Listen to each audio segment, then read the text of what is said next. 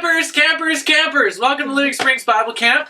We're doing things a little different this year, as you can see, but I just want to take the time to welcome you guys who are online. We're really excited that you are here, and I know that even though we can't be here in person together, which we're really sad about, this is better than doing nothing, and so props to Living Springs Bible Camp and Steph and Jeff and everybody who's putting this on. So thank you so much for doing that, you guys. And as you can see, here we are. Ladies, you might not know this area too well, but we're up on cabin 8 at the moment in the boys' cabin. So cabin 8, boys, from years past. I'm on your deck. I'm hanging out.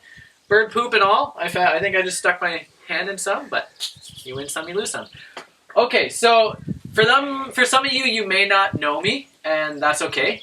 But my name is Parker, and I just want to take a bit of time to introduce myself and a bit of my story, if that's okay. So before we get started, I know that some of you will have probably grown up in Christian homes, and that's great, and we're glad that you're here.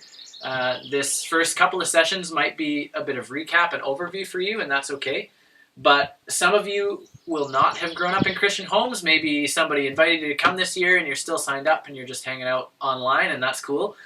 So I want to be able to talk to you guys that maybe the Bible is new to you. Maybe it's some book that is old and you don't really know what it has to do with our lives. But I want to tell you that I came to Living Springs Bible Camp for the first time when I was 14 years old. And that summer, I didn't really know what to expect or what I was getting into. But I'm here to tell you that God spoke to me that summer for the first time in a way that I couldn't ignore. And so I know I was a little older than you guys then. I think you guys are 11, 12, maybe some of you are still 10.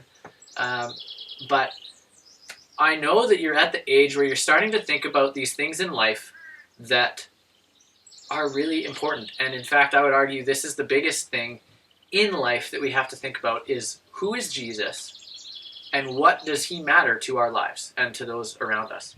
So anyway, for those of you who don't know me, my name is Parker. I grew up coming here to camp starting at 14, like I said.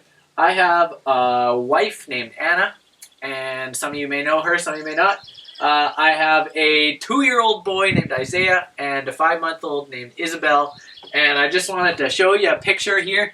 That's us right there, and we went hiking last weekend for my wife's birthday, and it was awesome. But that gives you a picture of who we are as a family. We love to be outside, and we love to explore. But, okay, that's enough about me. I feel restricted. It's funny because normally you guys, if I would be on stage, I'd be like moving around and I'm talking to you guys at the front. But, I mean, if I say something funny, none of you are laughing unless you're laughing at your house. And if I say something dumb, none of you are looking at your friends and be like, what's that guy doing up there? But anyway, so I want to introduce an idea to you guys this week that the first year I came to camp, like I said, I heard about Jesus in a way that I had never heard about him before. And it took me about a year to really process it and decide that, okay, this is something that is true. And this is something that isn't just true for some people and true for others, but it is without fail. You can look around and see God's creation around you. We can see the evidence of him all around. And this is something that started to really get a hold of me at 14, going into grade 10. And the next year, and this may sound weird to some of you, started to fall in love with God, started to fall in love with Jesus. And so that's why I'm here. So anyway, there is an analogy. I think most of you should know what analogies are, but it's basically using something as an example to prove a point. And there's an analogy, and I know that a lot of parents, or maybe even some of the staff here, may not like analogies when it comes to God or when it comes to Jesus, because they're never going to be perfect. And when I think about this analogy that God started to show me over the last few days, really, when I was thinking about what was I going to dig into, what was I going to talk about when I was speaking to you guys.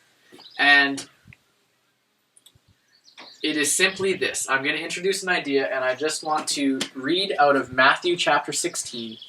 Now, we are at Living Springs Bible Camp after all, so it's important to have your Bible, whether you're here at camp for the day camps, or whether you're at home on your computer screen or TV screen or iPhone or iPad, whatever screen, break out your Bible, and in Matthew chapter 16, and the passage is from verses 13 to 19, this is Jesus speaking, and Jesus came into the world and flipped this whole idea of doing things for God to be good enough and follow all the rules. And if you guys have heard of the Ten Commandments, following all the rules of the Ten Commandments and trying to live up to their standards, Jesus came into the world and flipped that on its head and said, I didn't come to, big word, abolish the law.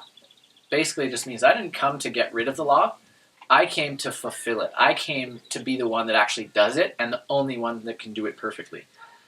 But Jesus is speaking here, and he says, now when Jesus came into the district of Caesarea Philippi, he asked his disciples, who do people say that the Son of Man is?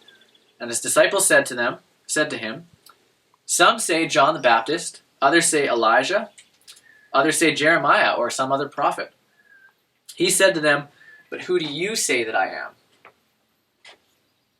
Simon Peter replied, you are the Christ, the Messiah, the Son of the living God. And Jesus answered him, blessed are you, Simon, son of Jonah. For flesh and blood has not revealed this to you, but my Father who is in heaven revealed this to you. I tell you, you are Peter, and on this rock I will build my church, and the gates of hell shall not prevail against it. The gates of hell basically shall not win against it. I will give you the keys to the kingdom of heaven.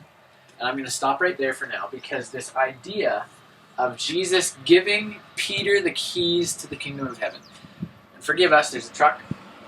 Wow, a garbage truck. What's that doing here? Everybody wave, hi, garbage truck. Hey, look at that. Don't know who that is, but they're happy to see us. Okay. This idea that Jesus gives us the keys to the kingdom of heaven is an idea that I've really started rattling around, because when he says to Peter, when he believes that he is the Messiah, the Christ, the Son of the living God, and Jesus said to him, blessed are you, son of Jonah. And flesh and blood, human beings haven't revealed this to you, but my Father who is in heaven revealed it to you. And I tell you, Peter, on this rock I will build my church, and the gates of hell shall not win against you. I will give you the keys to the kingdom of heaven. Now, the reason he gave him the keys is because he believed that Jesus was the Messiah. Now, we're going to talk about what the Messiah means next session. But the following words, the Christ, the Son of the living God. Like I said, Jesus came and kind of flipped this idea on its head of, in a lot of the Old Testament and a lot of the Pharisees, the religious people, tried to stick to the law. They tried to do the Ten Commandments with all of their heart, and it was good. Their intentions, for the most part, were good. However, when Jesus came and flipped that on its head and said, I didn't come to get rid of the law, to abolish the law, but to fulfill it, he did truly show us that he is the only one that could do it, that could follow those Ten Commandments perfectly. And with that, he fulfilled things that were said in the Old Testament about him, called prophecies. Some of you have probably heard of the word prophecy. We're going to talk about that in the next session. And so, just know this going into the next session, that as he was saying to Peter, I will give you the keys to the kingdom of heaven. He's not only extended that to Peter, but he's also extending it to me and you. And so, this is the theme for the week, that he is extending the keys to the kingdom of heaven to us. And it comes with a bit of a twist, but we'll get there next session.